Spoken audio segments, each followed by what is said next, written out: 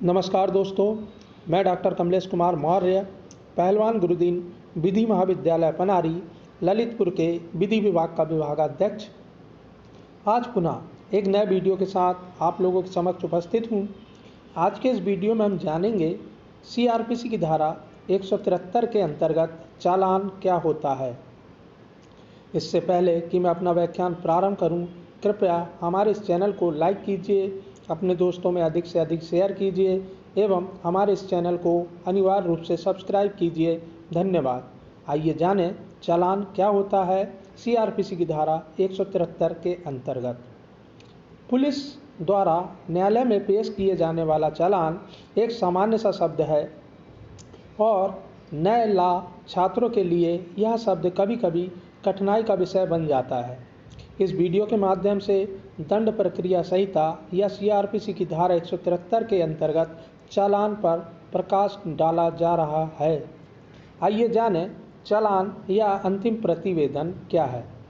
Police अपने अन्वेषण में अलग अलग स्तर पर रिपोर्ट प्रेषित करती है। पुलिस अन्वेषण के चरणों में 3 प्रकार की रिपोर्ट भेजती है। सीआरपीसी की धारा 157 के अधीन पुलिस थाने का भारसाधक अधिकारी मामले की प्रारंभिक रिपोर्ट मजिस्ट्रेट को प्रेषित करता है। दूसरी रिपोर्ट उसे कहा जाता है जो इस संहिता की धारा 168 में यह अपेक्षित है कि अधीनस्थ पुलिस अधिकारी द्वारा अपराध के मामले की रिपोर्ट संबंधित थाने के भारसाधक पुलिस अधिकारी को भेजी जानी चाहिए। तीसरी रिपोर्ट जिसे चालान कहा जाता है उसे सीआरपीसी की धारा 173 के अंतर्गत अन्वेषण की समाप्ति हो जाने के पश्चात पुलिस द्वारा मामले की अंतिम रिपोर्ट मजिस्ट्रेट को भेजी जाती है। एक प्रकार से इसे अंतिम प्रतिवेदन भी कहा जाता है। यह पुलिस द्वारा की गई समस्त अन्वेषण की कार्रवाई का एक ब्यौरा होता है जो कि मजिस्ट्रेट के समक्ष प्रस्तुत किया जाता है। इसे 2 नामों से जाना जाता है। साधारण भाषा में इसे पुलिस चालान कहा जाता है, परंतु विधि के संदर्भ में यहाँ पर अंतिम प्रतिवेदन अर्थात अंग्रेजी में फाइनल रिपोर्ट कहा जाता है। इससे संबंधित मामला हरदीप सिंह बनाम पंजाब राज्य AIR 2009 उच्चतम न्यायालय 483 के बाद में पुलिस द्वारा अन्वेषण की अंतिम रिपोर्ट मजिस्ट्रेट न्यायालय को सौंपी जाने को आपराधिक कार्रवाई का एक महत्वपूर्ण चरण मानते हुए अभिकथन किया गया है कि इसे अन्वेषण पूर्ण होते ही मजिस्ट्रेट को प्रेषित किया जाना आवश्यक है। यह रिपोर्ट निर्धारित प्रपत्र में प्रेषित की जानी चाहिए तथा इसमें सीआरपीसी की धारा 173 की धारा 2 का मजबूती से पालन किया जाना चाहिए। सीआरपीसी की धारा 173 के अंतर्गत पुलिस की अंतिम रिपोर्ट के संदर्भ में संपूर्ण जानकारियाँ दी गई है।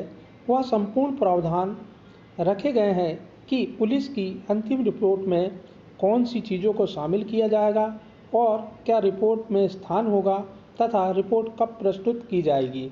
इसके पश्चात हम जानेंगे अनावश्यक विलंब के बिना अन्वेषण का पूरा किया जाना।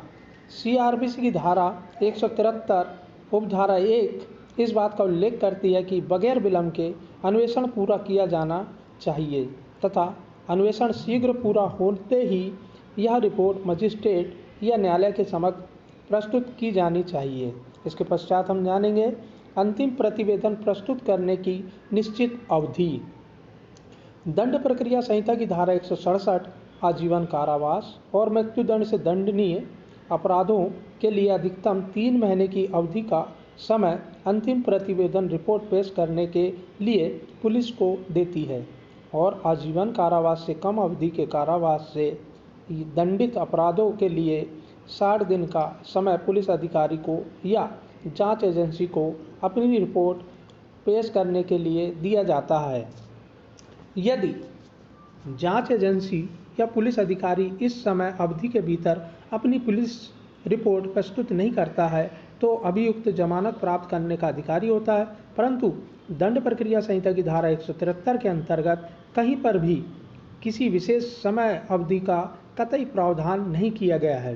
केवल बलात्कार के मामले में 3 माह के भीतर अन्वेषण पूरा करने का प्रावधान धारा 173 के अंतर्गत रखा गया है। आइए जानें आरोप के संदर्भ में संपूर्ण जानकारी। सीआरपीसी की धारा 173 उपधारा 2 इस धारा की महत्वपूर्ण उपधारा है। इस धारा के अंतर्गत वह समस्त बातें दी गई है जिसका उल्लेख पुलिस अपनी रिपोर्ट में करेगी।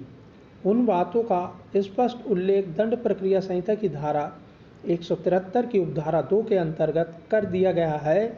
पुलिस अपना अंतिम प्रतिवेदन धारा 173(2) के अंतर्गत ही मजिस्ट्रेट या न्यायालय के समक्ष प्रस्तुत करती है। आइए जानें धारा 173(2) के अंतर्गत दी जाने वाली जानकारियां निम्नलिखित हैं। पहला, पक्षकारों के नाम। दूसरा, सूचना का स्वरूप। तीसरा, मामले की परिस्थितियों से परिचित प्रतीत होने वाले व्यक्तियों के नाम। चौथा, क्या कोई अपराध किया गया है, प्रतीत होता है? यदि किया गया प्रतीत होता है तो किसके द्वारा? क्या अभियुक्त गिरफ्तार कर लिया गया है? नेक्स्ट, क्या बंद पत्र पर छोड़ दिया गया है? यदि छोड़ दिया गया है तो वह बंद पत्र प्रतिभू सहित है या प्रतिभू रहित है? नेक्स्ट, क्या धारा 170 के अधीन अभिरक्षा में भेजा जा चुका है?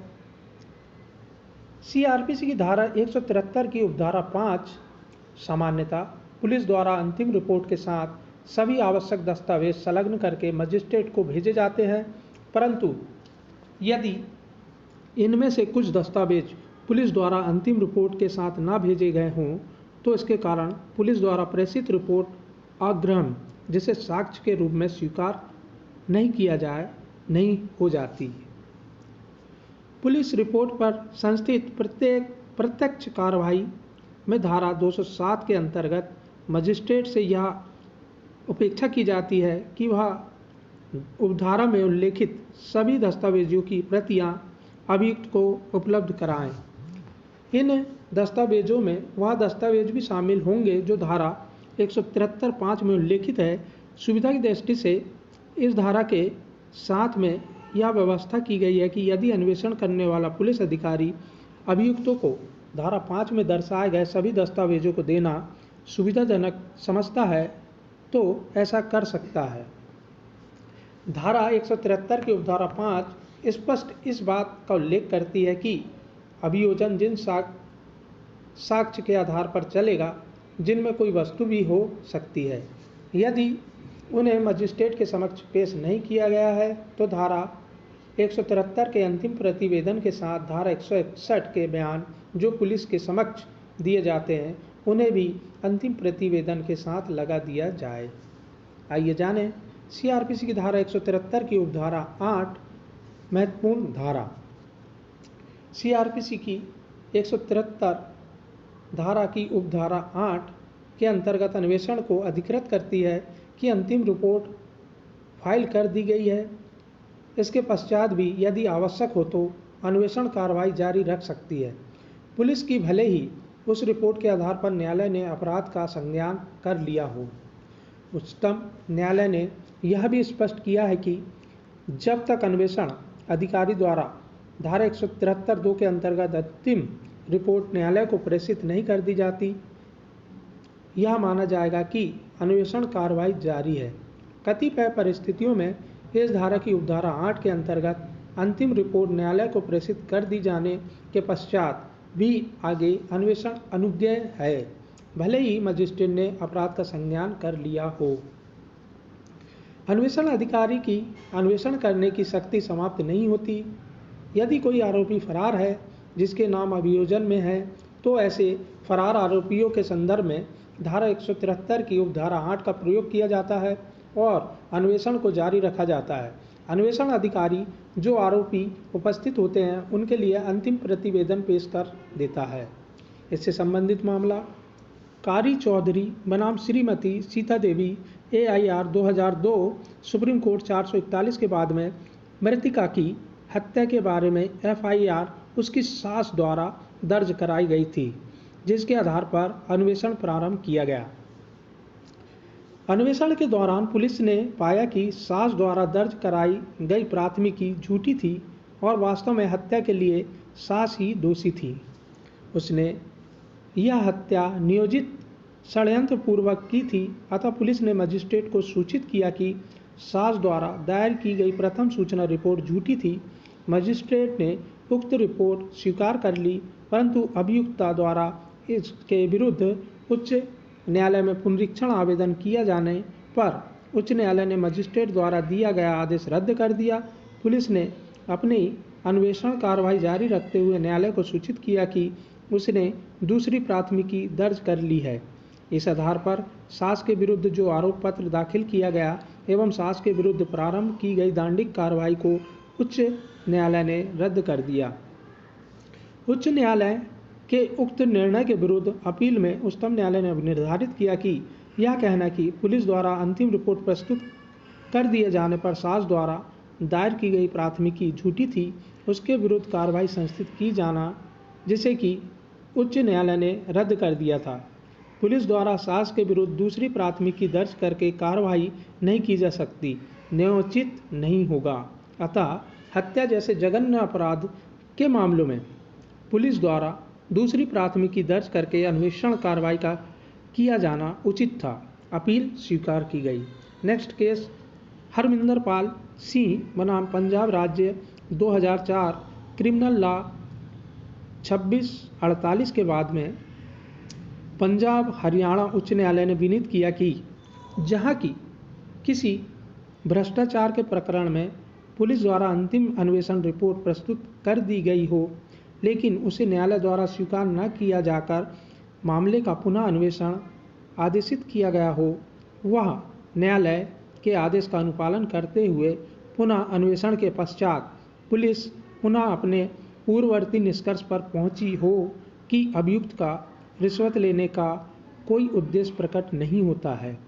ऐसी दशा में न्यायालय मामले का तीसरी बार फिर से अन्वेषण किए जाने का आदेश नहीं दे सकेगा। इसका कारण स्पष्ट करते हुए न्यायालय ने कथन किया कि पुलिस द्वारा मामले के पुनः अन्वेषण से इनकार न किया जाना तथा ऐसे अन्वेषण के पश्चात अपने पूर्ववर्ती निष्कर्ष पर कायम रहना यह दर्शाता है कि पुलिस ने प्रकरण का भली भांति अन्वेषण कर लिया है और किसी नए आधार के बिना उसका तृतीय बार अन्वेषण कराया जाना व्यर्थ होगा। आई होप यह वीडियो आपको बहुत पसंद आया होगा। धन्यवाद।